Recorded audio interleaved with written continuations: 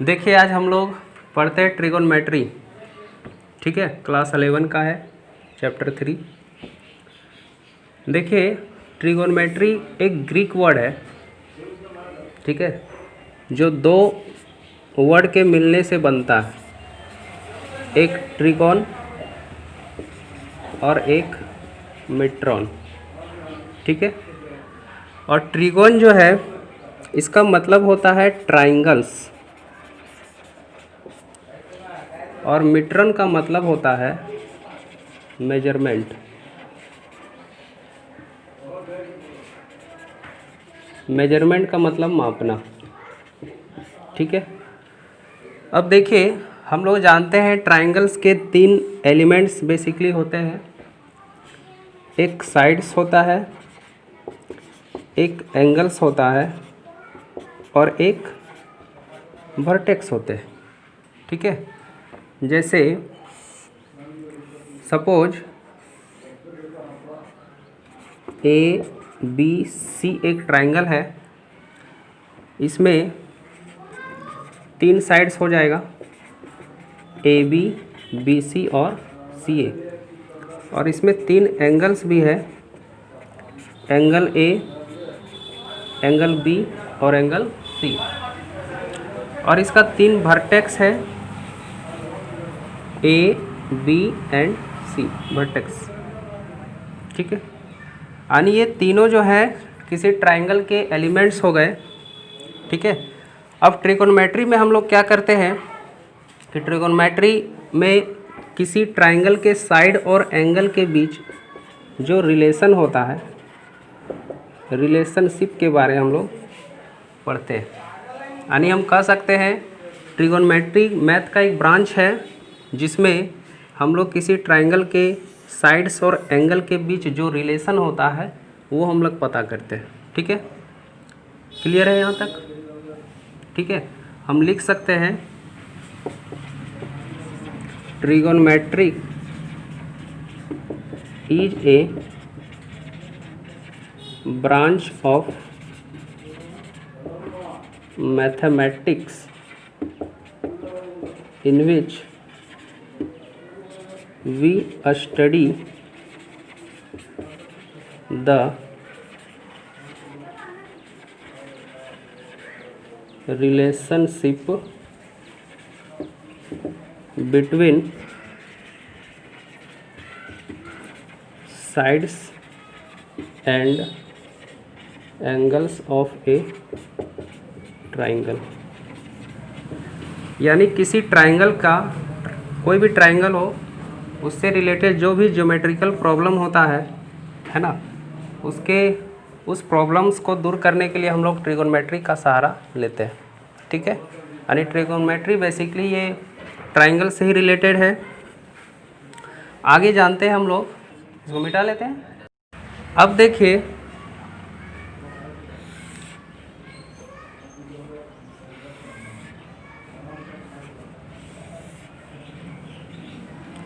मान लीजिए A, B और C ट्राइंगल्स है। ठीक है, और इसके angles suppose A, B and C है। ठीक है, अब देखिए एंगल क्या होता है आप लोगों को पता होगा, हम लोग नीचे क्लास में पढ़े हुए हैं कि ऐसे पढ़े थे हम लोग नीचे क्लास में कि एंगल्स जो होता है, किसी भी अगर कोई भी पॉइंट्स है उससे अगर 2 रे निकलता है तो इससे एक एंगल का निर्माण होता है, एक एंगल की रचना होती है। ठीक है, जैसे यहाँ एंगल AOB है। ठीक है, लेकिन थोड़ा एंगल्स के बारे हम लोग थोड़ा सा डीपली जानते हैं, क्या होता है एक्चुअल में एंगल। ठीक है, चलिए जानते हैं।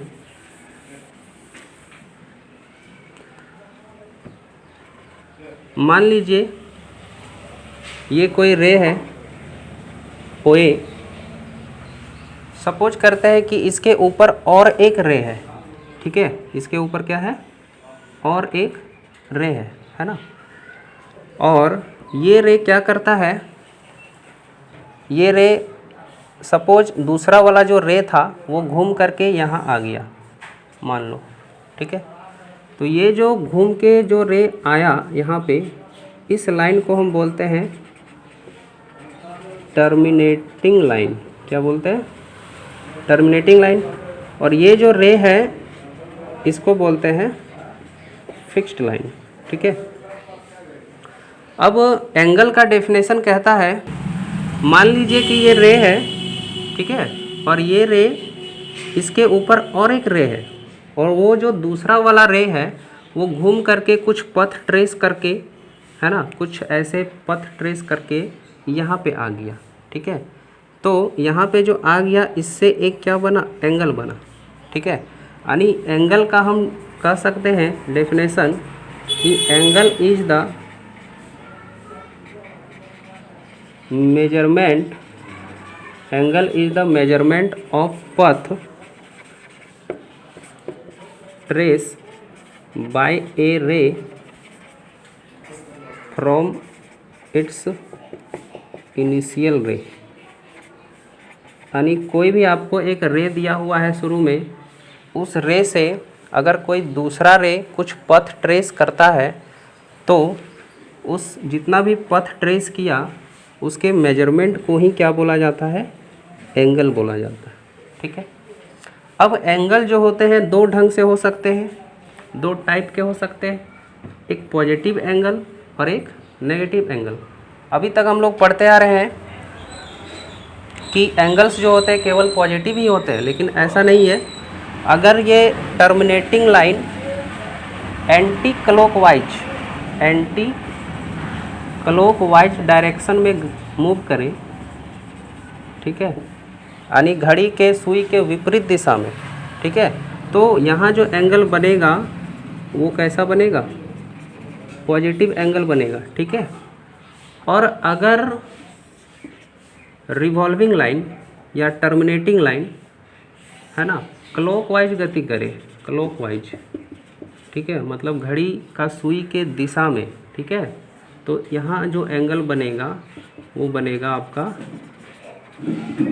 नेगेटिव एंगल बनेगा। क्लियर है?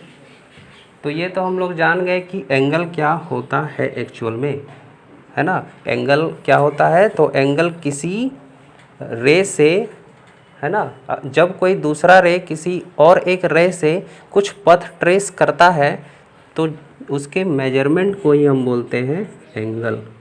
ठीक है। यहाँ तो कोई दिक्कत है? नहीं होना चाहिए दिक्कत। ठीक है। आगे बढ़ते हैं, इसको मिटा देते हैं, है ना।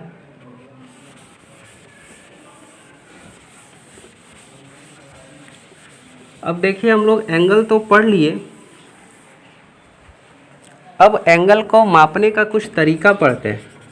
Way of measurement of angles पढ़ते हैं। देखिए एंगल को मापने के लिए हम लोग नीचे क्लास में पढ़े हुए कि डिग्री में मापा जाता है एंगल को, जैसे हम लोग पढ़े थे 45 डिग्री, 60 डिग्री, इस तरह हम लोग एंगल नीचे क्लास में बनाना सीखे हैं क्या। तो उसी के बेसिस पर थोड़ा हम लोग और जानते हैं, और भी यूनिट होता है, डिग्री के अलावा भी कुछ यूनिट होता है एंगल को मापने के लिए, है ना।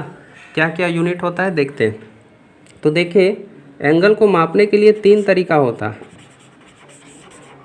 एक इंग्लिश सिस्टम, ठीक है, इंग्लिश सिस्टम। दूसरा एक होता है फ्रेंच सिस्टम, जो कि आप लोग का सिलेबस में नहीं है, फिर भी जानकारी के लिए आप लोग पढ़ सकते हो। ठीक है। और तीसरा है सर्कुलर सिस्टम, सर्कुलर सिस्टम। ठीक है। अब देखिए हम लोग सबसे शुरू पढ़ते हैं इंग्लिश सिस्टम क्या होता है एक्चुअल में। ठीक है। तो इंग्लिश सिस्टम में क्या करते हैं हम लोग? डिग्रीज में मापते हैं। ठीक ना। जैसे हम लोग पढ़े थे कि 1 राइट एंगल इक्वल टू कितना डिग्री, तो पढ़े थे 90 डिग्री। ठीक है। उसी तरह 1 डिग्री इक्वल टू क्या होता है, तो हम कहते हैं 60 मिनट होता है। अब ये 60 मिनट्स क्या होता है, इस टर्म को अभी कुछ ही देर में बताते हैं। और 1 मिनट में कितना होता है, 60 सेकेंड होता है, 60 सेकेंड्स। ठीक है। देखिए यहाँ पे सिंगल डेस लगा हुआ है, समझिए मिनट है, डबल डेस लगा हुआ है सेकंड है। अब इसको थोड़ा सा हम लोग जानते हैं अच्छी तरह से। देखिए 1 राइट एंगल में 90 डिग्री होता है, इसका क्या मतलब हुआ? तो मान लीजिए कि एक ये क्या है, सर्कल है, ठीक है, और इस सर्किल को क्या किया गया है, 360 इक्वल पार्ट में डिवाइड कर दिया गया है। सपोज 360 इक्वल पार्ट में, ठीक है, इस तरह 360 इक्वल पार्ट में डिवाइड किया गया। अब इसके प्रत्येक पार्ट को हम क्या बोलेंगे, इसके प्रत्येक पार्ट को हम 1 डिग्री बोलेंगे, ठीक है। मतलब हम कह सकते हैं कि एक सर्किल में कितना डिग्री होता है, 360 डिग्री होता है, क्योंकि ये 360 इक्वल पार्ट में बटा हुआ होता है और प्रत्येक इक्वल पार्ट को उसका क्या कहते हैं, 1 डिग्री कहते हैं। यानी हम कह सकते हैं कि 1 डिग्री क्या होता है, 1/360 ऑफ टोटल रिवॉल्यूशन होता है, ठीक है। यानी पूरा 360 डिग्री में से 360 डिग्री में से 1th पार्ट को यानी एक भाग को ही हम क्या कहते हैं, 1 डिग्री कहते हैं। क्लियर है, कोई दिक्कत है नहीं। अब देखिए 1 डिग्री में कितना होता है, 60 मिनट होता है। इसका क्या मतलब हुआ, तो देखिए यहाँ जो 1 डिग्री बना है, ठीक है, 1 डिग्री थोड़ा यहाँ बड़ा करके छाप देते हैं।